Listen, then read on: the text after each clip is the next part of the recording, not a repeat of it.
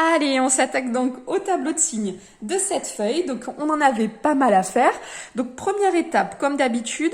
Alors, attendez, hop, petite disclaimer avant de commencer. Ici, en fait, vous cherchez quand est-ce que ça, c'est supérieur ou égal à 0.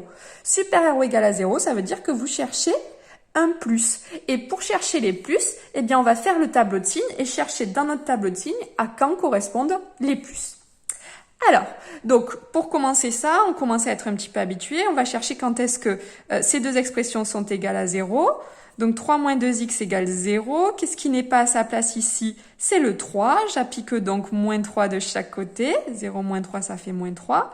Et ici, j'ai moins 2x, je veux x. Donc, je divise par moins e.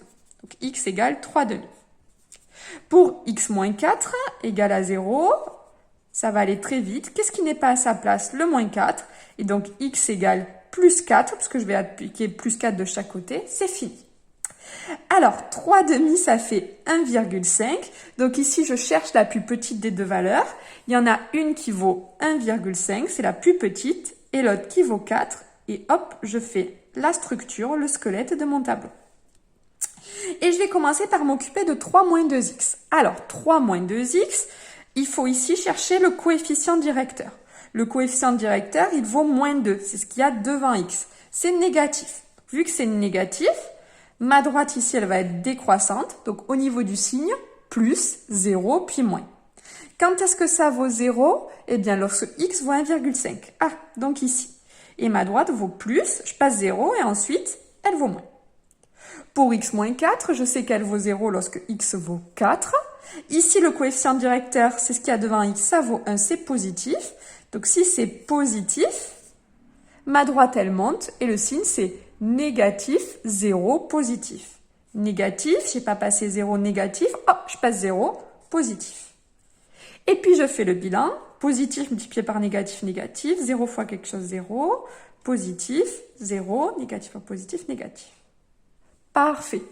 Et maintenant, je vous rappelle que je cherchais quand est-ce que c'était positif, supérieur ou égal à 0. Je reprends mon tableau. Positif supérieur ou égal à 0, ici, ici et ici, c'est-à-dire l'intervalle moins 1,5, 4, et j'ai le droit de prendre 1,5 et j'ai le droit de prendre 4, puisque là, ça vaut 0, et que mon signe, c'est supérieur ou égal à 0. Allez, ici, donc même chose, j'ai un quotient, on a vu que ça ne changeait pas grand-chose, donc je résous 5 moins 3x égale 0, et 2 moins x égale 0. Alors, hop, hop, toujours le nombre avec le signe. Qu'est-ce qui n'est pas à sa place? Le 5. Donc, ça veut dire que moins 3x égale moins 5. X égale moins 5 divisé par moins 3. Et moins divisé par moins, ça fait 5 tiers. On est à peu près à 1,6. Pour 2 moins x, hop, hop, hop, qu'est-ce qui n'est pas à sa place? Le 2.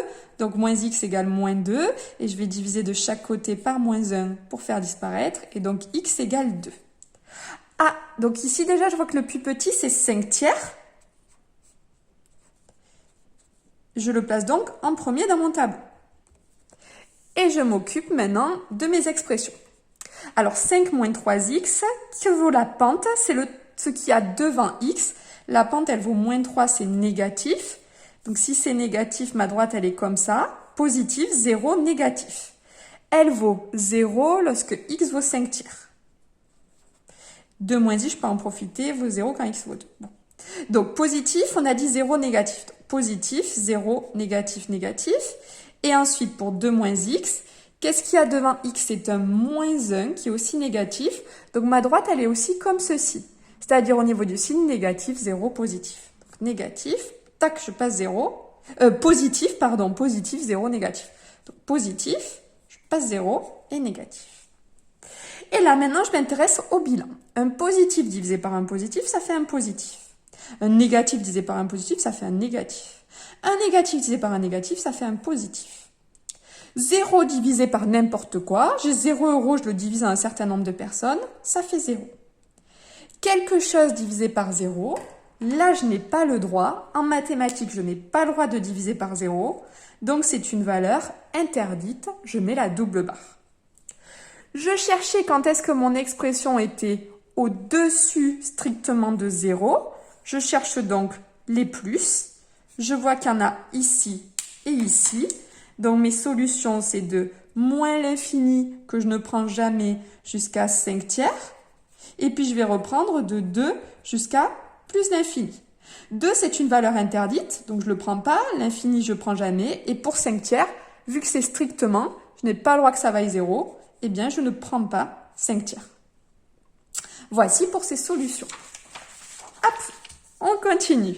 Pour celui-ci, 2x sur 1 plus 7x. Donc, je vous en avais parlé dans l'exemple, dans l'exercice d'avant, dans les premiers exercices qu'on avait fait cette semaine. 2x égale 0. Si 2x égale 0, en fait, j'ai juste à diviser par 2 et j'obtiens que x égale 0. Ça va très très vite. Et 1 plus 7x égale 0. Alors, plus 7x et 1, qu'est-ce qui n'est pas à sa place? C'est le 1. Donc, j'obtiens 7x égale moins 1 et je divise par 7. On obtient x égale moins 1 sur 7. J'ai un nombre qui est négatif, l'autre qui est positif. Donc, c'est le négatif le plus petit, bien évidemment. Et je fais la structure, le squelette de mon tableau. Pour 2x, la pente, tout simplement, c'est 2, c'est positif. Donc, si c'est positif, ça veut dire que ma droite, elle monte. La fonction, elle est croissante. Et donc, au niveau du signe, ça va être négatif, 0, positif. Alors, je vais placer mes 0. La ligne de 2x, attention, le premier, je le mettais là, mais ici, 2x, il vaut 0 quand x vaut 0. 2x, il vaut 0 quand x vaut 0. Je suis là. Et 1 plus 7x, ça vaut 0. Ça vaut 0 quand x vaut moins 1 septième. Donc, je suis là. Alors, au niveau du signe, on a dit négatif, 0, positif. Négatif, je passe pas 0, négatif. Ah, pouf, je passe 0, positif. Ici, le coefficient directeur, c'est ce qu'il y a devant le x, ça vaut 7. C'est positif. Donc, au niveau du signe, ça va être négatif. Pouf, j'ai passé 0. Positif, positif. Je fais le bilan. Et ici, j'ai une multiplication, donc il n'y a pas de souci. 0 fois quelque chose, ça fait 0. Je vois que je cherchais quand est-ce qu'on était au-dessous de 0.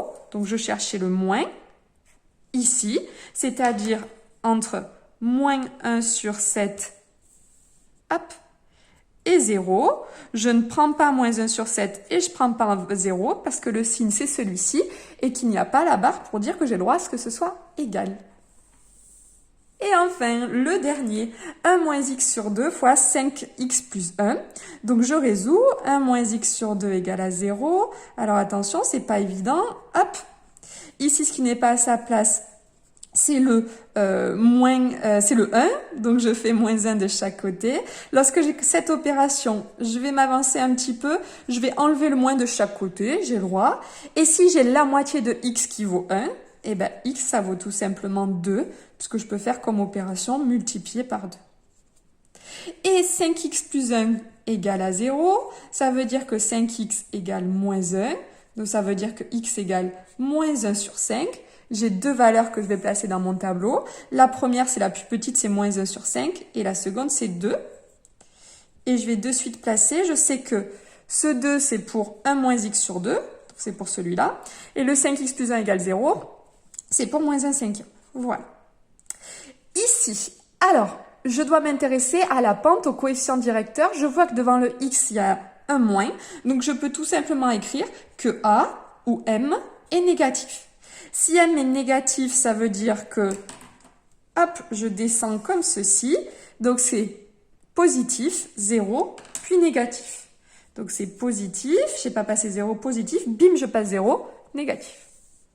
Pour celui d'à côté, 5x plus 1, le coefficient directeur, là, c'était plus facile, c'était 5, c'était positif. Donc, si c'est positif, ça veut dire que ma droite, elle monte. Au niveau du signe, c'est négatif, 0, positif, négatif, bim, je passe 0, positif, positif. Et puis, je fais le bilan, positif par négatif par positif. Et ici, j'ai une multiplication, donc pas de difficulté, c'est 0. Je cherchais ce qui était inférieur ou égal à 0.